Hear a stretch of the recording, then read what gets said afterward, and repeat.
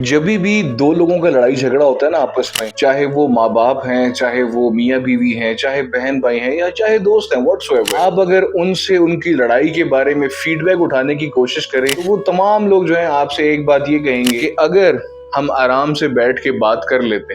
अगर हम सामने वाले शख्स को सुन लेते, अगर हम सामने वाले शख्स की बात को समझने की कोशिश कर लेते, तो बात यहाँ तक नहीं पहुंचती, इस नहज पे नहीं पहुंच जाती कि हमारा रिश्ता खराब हो जाए। मसला ये होता है कि जब दो लोगों के बीच में लड़ाई होती है तो हमारा सबसे पहला जो